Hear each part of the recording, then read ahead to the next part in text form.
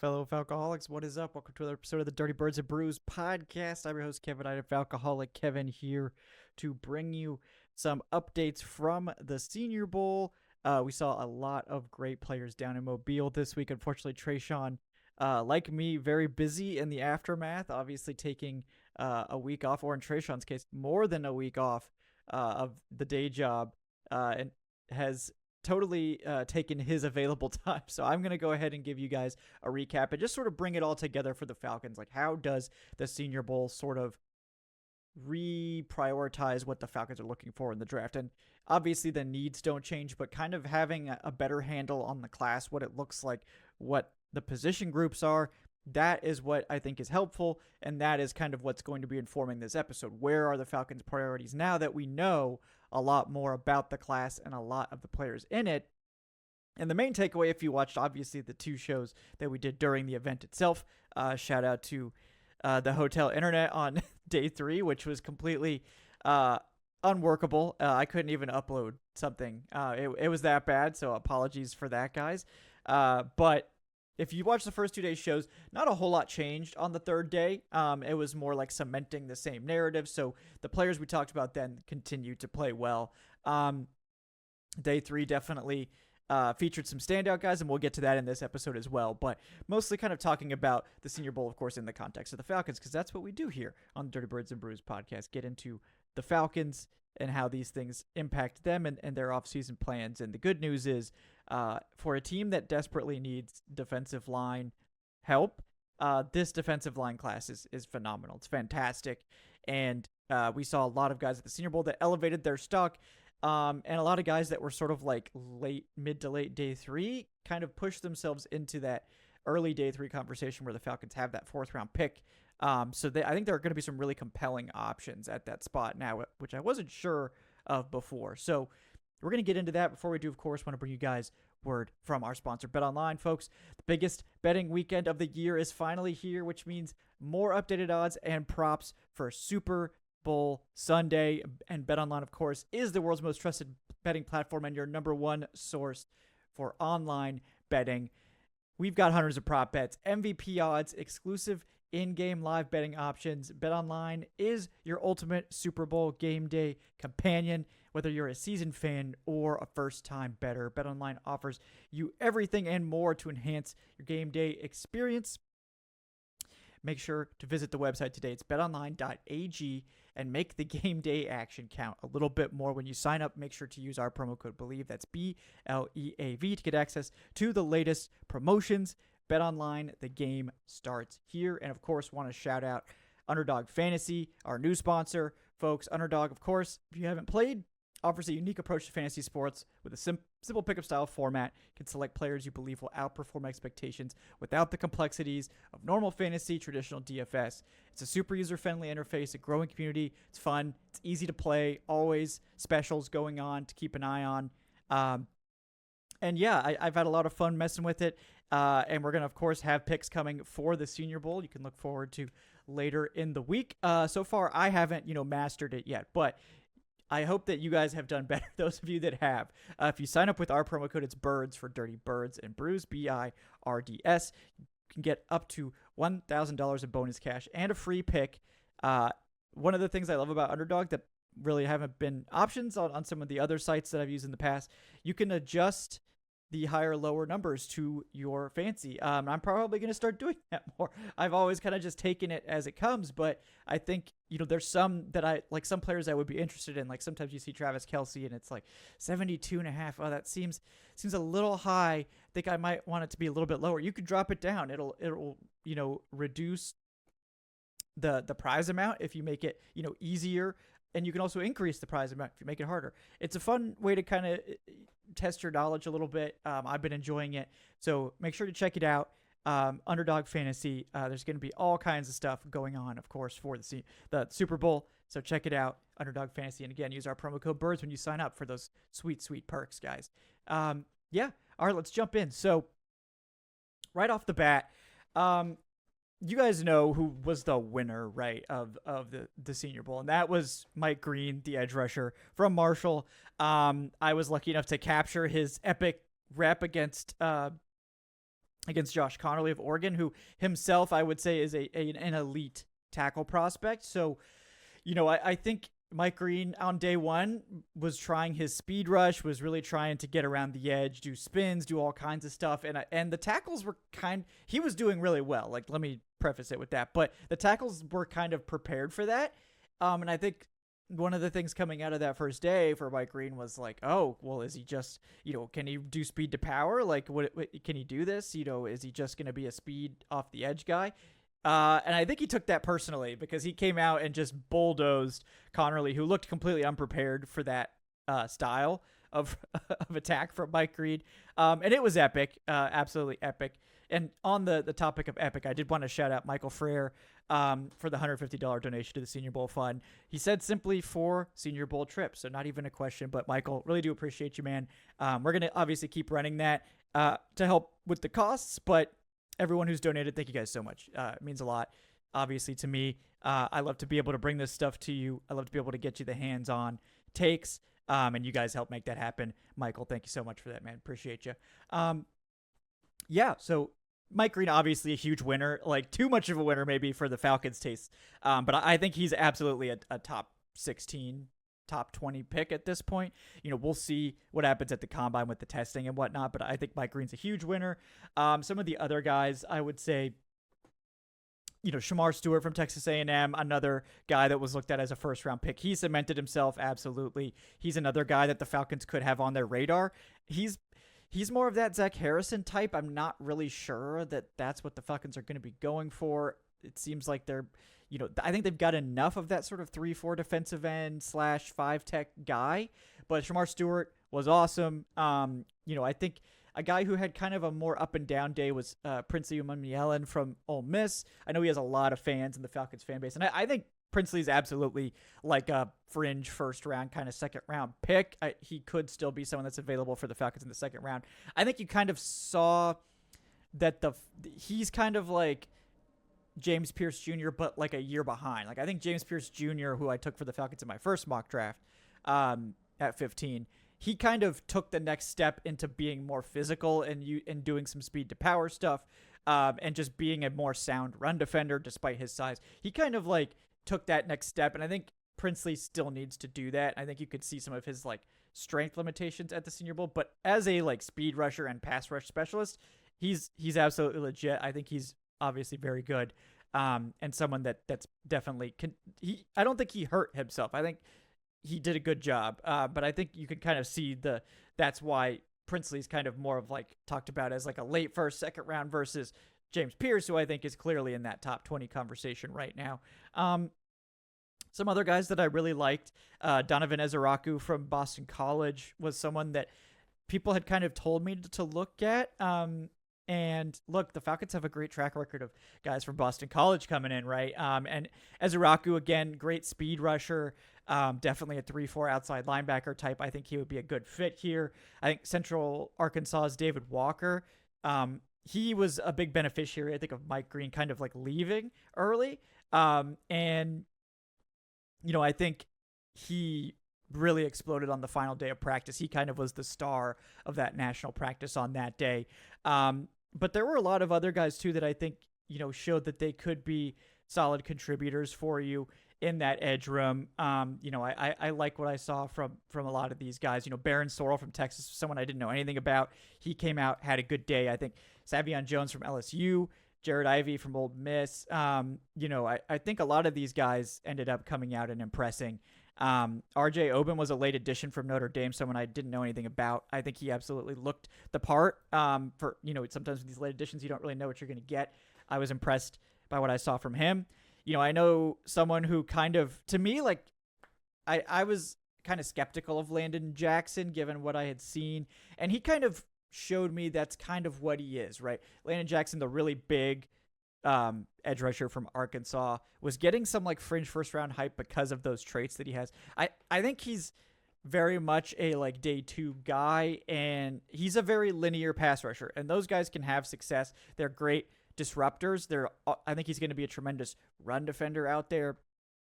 but you could see it. He can't really turn the corner super well, and he's not a great pursuit guy. So I don't think Landon Jackson's ever going to be a great finisher, a great like high sack guy. But he's absolutely, I think, an NFL starter. It's just probably more of a 4-3 guy, and you're going to have a finisher across from him to clean up, what the havoc that he's creating. But, you're not going to be able to have elite pass rushers on both sides of the line every snap unless you're just in an embarrassment of riches situation. So I think Landon Jackson absolutely has a place on an NFL roster as a starter. I think the surprising thing for me was seeing just how good like the interior class was. Walter Nolen from Ole Miss, I think obviously stole the show. He's definitely someone who's probably in top 20 consideration. Going a little bit deeper, I was really watching nose tackles closely. If you guys know me, I love watching the big boys up front. And there were just so many compelling options. Obviously, Deion Walker was someone that a lot of people were watching. He had an up and down Senior Bowl, which I think is kind of expected for him, given that he's kind of raw. But you could tell, I mean, he was like the biggest man out there, right? So that's going to appeal to NFL teams. There's no doubt about that.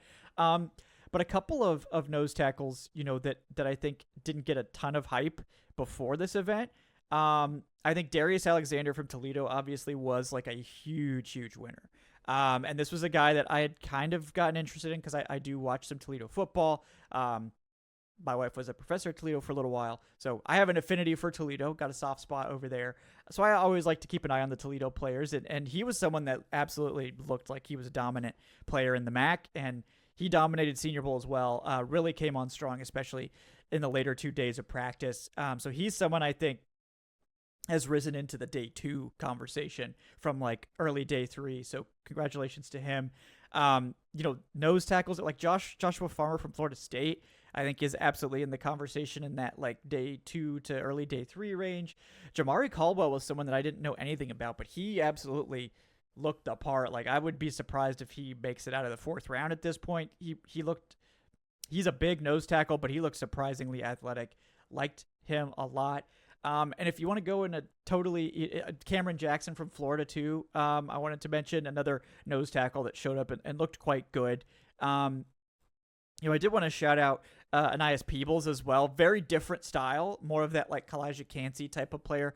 But and in one-on-ones, it seemed like a lot of the offensive linemen kind of were prepared for his like speed style. He's very much that like Grady Jarrett type of smaller defensive tackle. He's probably closer to Kalijah Cansey in terms of size.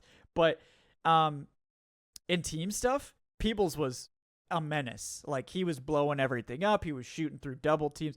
Like I think this is just a guy that is going to be a better team player than a one-on-one guy, and that's totally fine. I don't care because he looked dominant in the team stuff. If you look good in the team stuff, honestly, that matters more to me. So I think this is a super deep interior class. I think the Falcons need to come away with an edge rusher and an interior guy. It doesn't have to be a nose tackle. I think if you could get a good nose tackle, one that's going to help you on third downs too, potentially, where like if it's a 3rd and 3, you don't have to take your nose tackle off the field because you think he's not going to give you any pass rush, even though you think this also could be a rundown.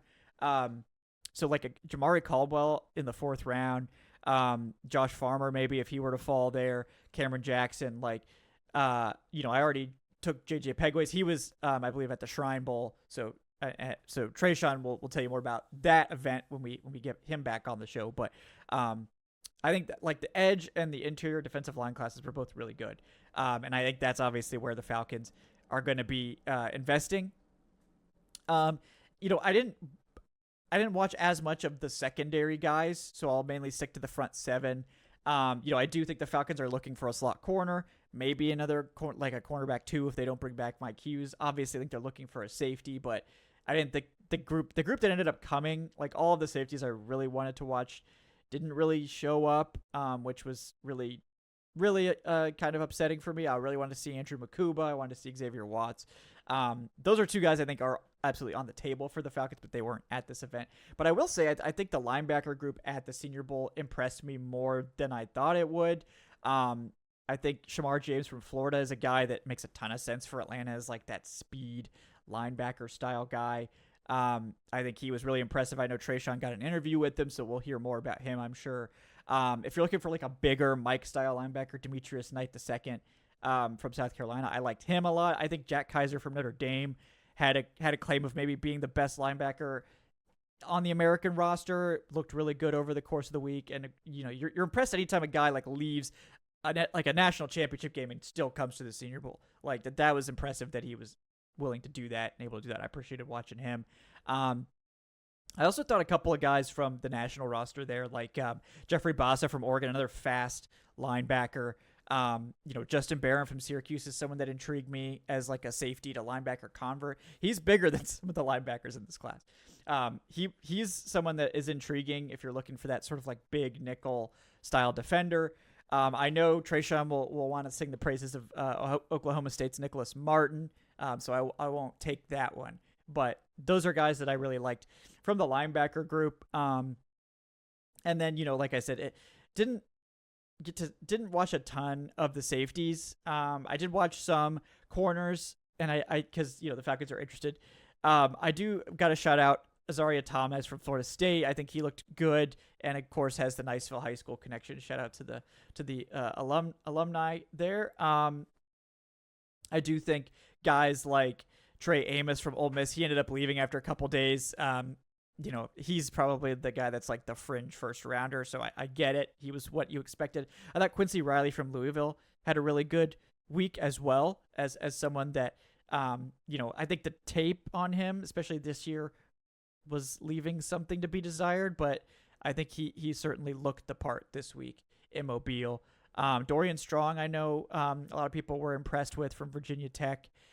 So I think, this corner, I don't think the corner class is as good as the like interior defensive line or the edge group, but these are I think it's still a good group, but I think if I was the Falcons, I would prioritize, probably the edge and the defensive line class, because I think those are really good. It also could mean that maybe because the corner group is a little bit weaker, we might see that cornerback taken, in the first round, right? Like Jahdae Barron, again, I think that's just a perfect fit for this team.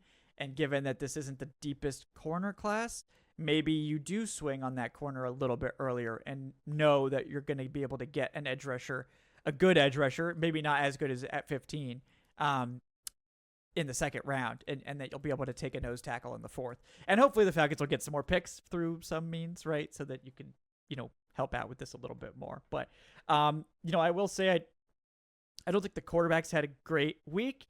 So that obviously factors in. I do think that the running back class this year is just absolutely absurd. And because of that, I do think that we're going to get guys falling potentially into that late day 3 range, or maybe even UDFA, that are very much draftable running backs, potential starting running backs or RB2s in the NFL.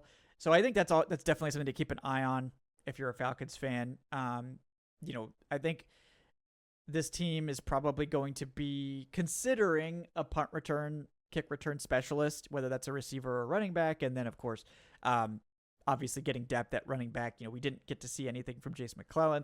And again, he was a late round pick, so I'm not sure they're sold on him.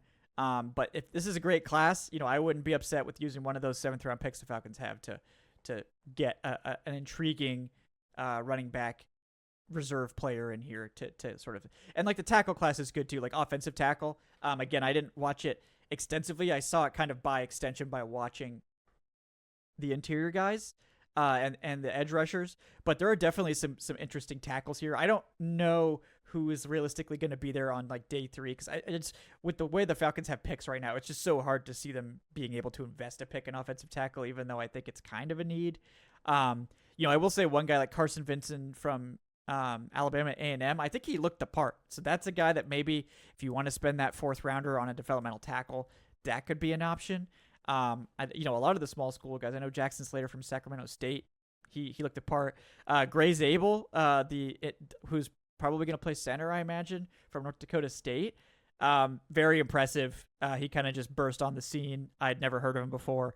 He might have made himself a day 2, even maybe late 1st round pick. So congratulations to him. But also really like Ariante Ursary, not just because of the elite name and the fact that he wears 69, but I think he's a really good player. So yeah, guys, that just wanted to get you guys some quick like overall thoughts. And as you can see, like I think this event kind of solidified the class along with what I already knew, that this is a deep defensive line edge group and maybe a little bit weaker in the secondary. I think it's a good safety class. I think the corners are kind of top heavy, and then there's a little bit of a gap. So again, that affects what the Falcons go do in free agency. Maybe that affects what they want to do with that first round pick. I think day 2 is very strong. So I do think getting extra day 2 picks would be critical for this Falcons team. So thank you guys for the patience on this Senior Bowl show. Apologize for the issues with the internet. I'm glad we were able to get at least 2 live shows off. Going to be looking at some different accommodations next year. But thanks again. Again, thanks to Michael Frere and everyone else who's donated. Really appreciate that. Helps make this doable from a financial standpoint. And again, thanks to BetOnline and Underdog Fantasy for sponsoring the show. We will be back with another show on Thursday. It's going to be a topic du jour show. I think probably going to be talking about that Myles Garrett trade that everyone's been floating and how realistic that is, the potential compensation for something like that. So keep your eyes out for that one. But until next time, guys, probably not going to have a Wednesday show this week, given everyone's schedule's kind of jacked up right now. But we'll have something for you on Thursday, and then we'll be back to a normal schedule starting next week. And I believe next week is when we're aiming to have our patron/YouTube channel member live mock draft. So mark your calendars for that. It'll probably be Monday or Tuesday. But look on those forums if you're interested in taking part in that. And, of course, you can join up at any time and get access to that as well. So, guys, thank you so much. Appreciate everyone for hanging out. Appreciate everyone for enjoying the Senior Bowl content. And the offseason's just getting started. So until next time, guys, have a great one. Thanks.